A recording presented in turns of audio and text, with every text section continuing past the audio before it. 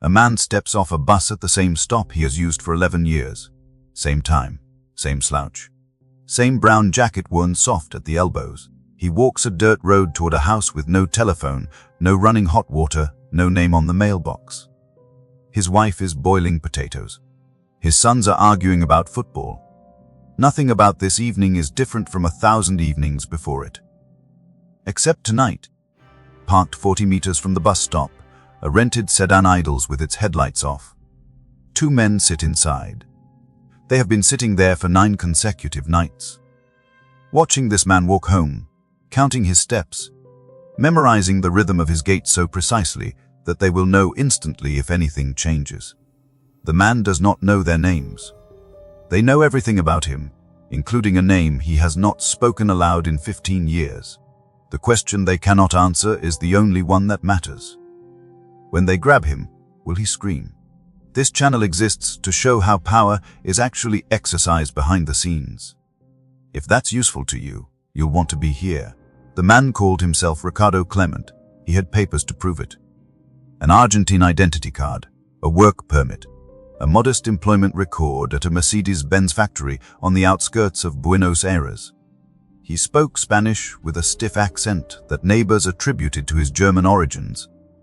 And nobody pressed further because half the Germans in Argentina had accents and histories they preferred not to discuss. He arrived in 1950 using travel documents issued by the International Committee of the Red Cross under a name that matched no wartime record. The photograph showed a thin man with receding hair and unremarkable features. He could have been anyone. 15 years earlier, that same unremarkable face had sat behind a desk in Berlin and coordinated the transportation of millions of human beings to their deaths. His real name was Adolf Eichmann. He had been head of the Reach Security Main Officers Department, IVB-4, the section responsible for the logistics of the final solution. Not the ideology, not the killing itself, the logistics, the trains, the schedules, the capacity calculations, the coordination between camps and deportation centers that ensured the machinery of extermination never stalled for lack of supply. Eichmann did not pull triggers or pour gas. He arranged timetables. He negotiated with railway officials for additional cattle cars. He argued over tonnage the way a shipping clerk argues over warehouse space, except the cargo was human beings and the destination was annihilation. The paperwork always balanced. The trains always ran. After the war, he slipped through Allied screening using forged papers and a story about being a low-ranking officer. He spent years hiding in rural Austria and Germany, moving between safe houses maintained by former SS networks that had prepared for exactly this contingency. These networks funneled hundreds of wanted men through Italy and into South America, using routes that passed through Tyrolean mountain crossings and monastery guest rooms where sympathetic clergy provided shelter and asked no questions. Catholic officials in Rome arranged travel documents through the Pontifical Commission for Assistance. Argentine immigration contacts ensured smooth entry. Entire communities of former Nazis rebuilt themselves in the suburbs of Buenos Aires, in Paraguayan border towns, in the quiet valleys of southern Brazil. They used false names and kept their heads down and waited for the world to forget. For most of them, the world obliged. The Nuremberg trials had hanged the most visible architects of the Holocaust and imprisoned others. Cold War priorities shifted Western intelligence toward the Soviet threat with a speed that made moral memory inconvenient. Former Nazis who possessed useful knowledge about Eastern Europe were quietly recruited rather than prosecuted. Files were buried. Investigations stalled. The CIA knew Eichmann was likely in Argentina as early as 1958 but declined to act, calculating that his arrest might expose intelligence assets connected to former Nazi networks still considered operationally useful. West German intelligence. The BND was led by Reinhard Gehlen, himself a former Wehrmacht officer whose organization employed dozens of ex-Nazis. Men who had every reason to ensure their former colleagues remained undisturbed. The institutions that should have been hunting Eichmann were staffed by people who needed him to stay hidden. But in a modest office building in Tel Aviv, A man named Issa Harel ran the Mossad with the intensity of someone who took the Holocaust personally because he did. Born in Russia, raised in Latvia, Harel had emigrated to Palestine as a teenager. Members of his family who stayed behind perished. For Harel, the State of Israel existed partly as a promise that Jewish blood would never again be spilled without consequence. That promise extended backward as well as forward. The dead deserved justice even if the living had moved on. The problem was finding Eichmann. Scattered reports had placed him in the Middle East, in Spain, in South America. None were confirmed. The trail had gone cold years earlier, and Mossad's limited resources were consumed by immediate threats. Egyptian military capabilities, Soviet espionage, border infiltrations that cost Israeli lives monthly. Hunting a fugitive Nazi 15 years after the war ended was not an operational priority. The living demanded attention before the dead could receive justice. What changed everything was a blind date in Buenos Aires. In 1956, a young woman named Sylvia Hermann went out with a boy named Klaus Eichmann. Klaus was boastful, opinionated, and surprisingly open about his father's wartime importance. He hinted at a senior role in the Third Reich without specifying details.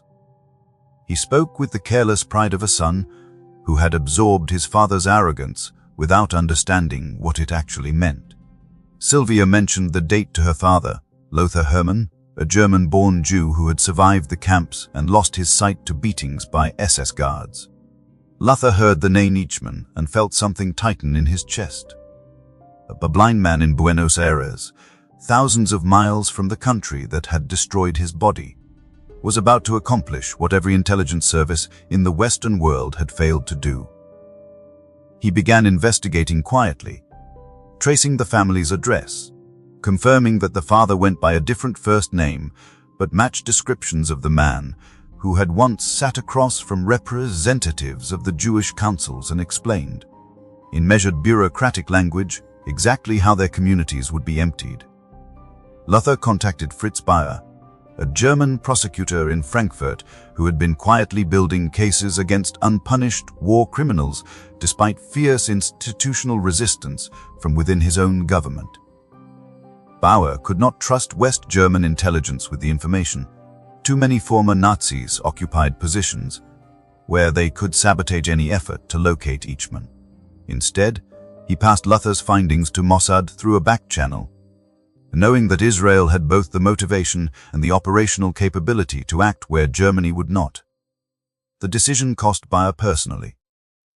If his own government discovered he had shared intelligence with a foreign service, his career would end. He accepted that risk because he understood something his colleagues refused to acknowledge, that justice delayed indefinitely becomes justice abandoned entirely. Harel received the intelligence with cautious interest. He dispatched a small verification team to Buenos Aires with instructions to confirm the target's identity. Nothing more. The lead investigator Ziai Haroni arrived under commercial cover and began the painstaking work of proving that Ricardo Clement was Adolf Eichmann. Haroni rented apartments near the suspect's neighborhood in the San Fernando district, a working-class area of unpaved roads and modest concrete houses where European immigrants mixed with Argentine laborers. He photographed Clement from distances that required telephoto lenses smuggled in diplomatic pouches. He tracked the family's movements, mapped their routines, identified the bus routes Clement used to commute to the Mercedes-Benz plant. He interviewed neighbors under pretenses that ranged from census work to insurance inquiries. Each conversation yielded fragments: the man's German accent, his wife's maiden name Vera, references to sons whose ages matched Eichmann's known children. Physical confirmation proved the hardest challenge. Eichmann had altered his appearance, shaved his hairline, lost weight, adopted spectacles he had never worn before. Wartime photographs showed a sharp-featured officer in a pressed uniform. The man Aroni watched through his telephoto lens was stooped, weathered, ordinary. But certain things cannot be changed. Air structure, the distance between nose and upper lip, the particular way a man holds his jaw when concentrating. Aroni compared his surveillance photographs against SS personnel files and concluded with growing certainty that Ricardo Clement and Adolf Eichmann were the same person. He cabbled Tel Aviv. The response came directly from Harel. Proceed to operational planning. Harel made the next decision personally, and it defined everything that followed. Eichmann would not be assassinated. He would be captured alive and brought to Israel for trial. A dead Eichmann would be a footnote, another quiet killing in a decade full of them. A living Eichmann, standing in a Jerusalem courtroom, forced to answer for the logistics of genocide, while survivors testified. That would be a reckoning the entire world would have to witness. It would force nations that had allowed him to escape to confront their own complicity. It would prove that memory could outlast convenience. This is the level of detail most public accounts never reach. That's the layer this channel focuses on. The operation would be the most ambitious kidnapping Mossad had ever attempted, extracting a foreign national from a sovereign country without that country's knowledge or consent, transporting him across an ocean and delivering him to Israeli jurisdiction. Everything about it violated international law. Harel accepted that calculation without flinching. He assembled a team of 11 operatives drawn from multiple divisions. Rafi Eitan, a veteran of press-state intelligence operations who had lost most of his hearing from an explosion during a sabotage mission in the 1940s, would command the ground team. Peter Malkin, a powerfully built field agent whose sister Fruma and her 3 children had been marched to the gas chambers at Auschwitz, would be the one to physically seize Eichmann. Avraham Shalom would handle logistics, safe houses, vehicles, communication. The extraction route that would move a drugged prisoner through an international airport without detection. Each operative was selected not only for skill, but for personal connection to what Eichmann represented. Every member of the team carried names of people they had lost. They arrived in Buenos Aires in small groups over the first week of May 1960. Using forged passports and cover stories built around commercial travel. They rented safe houses in different neighborhoods, ensuring that no single compromise could collapse the entire operation. They acquired vehicles through intermediaries who asked no questions. Malkin spent hours rehearsing the grab on Eitan, practicing the exact angle of approach, the grip on the forearm, the pivot that would take the target off his feet. He practiced the contact phrase in Spanish until the words felt involuntary, and momentito, señor, then the ground. There was no room for hesitation. Malkin understood that the man he was about to grab had processed the deportation of his sister's family with the same dispassion he would bring to filing a shipping manifest. That knowledge made his hand steady. The evening of May 11th arrived with the ordinary weight of a Buenos Aires autumn. The team was in position by 6:30. Malkin stood near the bus stop in mechanic's coveralls, pretending to examine the engine of a car with its bonnet raised. Eitan waited in the sedan 20 meters back with the motor running. A third operative watched from further along the road, ready to intercept any pedestrian who might witness the grab. The bus appeared on schedule. Clement descended, as he had every evening, and began walking toward his house. He had done this walk so many times that his feet found the ruts in the road without looking. He did not glance at the stalled car. He did not notice the man in coveralls watching him pass. 15 years of safety had taught him that nobody was coming. The operation to seize him had been approved 3 weeks ago. Malkin stepped forward. A momentito see, or Clement turned. Malkin seized him by the arm, and the 2 men tumbled into the drainage ditch beside the road. Clement screamed, a high, animal sound that Malkin would later describe as the most terrifying noise he had ever heard. Not because it was loud, but because it sounded like something that had been trapped inside the man for 15 years finally escaping. Malkin pinned him face down. Other operatives rushed from the car. They dragged Clement into the back seat, forced him onto the floor, covered him with a blanket. The entire sequence lasted under 30 seconds. The sedan accelerated into the darkness, at the safe house. They removed the blanket and the goggles they had strapped over his eyes. Eichmann lay on a bare mattress, trembling. Aroni leaned close and asked his name. Ricardo Clement, the man whispered. Aroni asked again. When the question came a third time, something shifted. The trembling stopped. The voice steadied. My name is Adolf Eichmann, he said. And then, almost reflexively, as though rank still carried weight in a room full of men whose families he had helped destroy, Obersturmbannführer. The word hung in the air.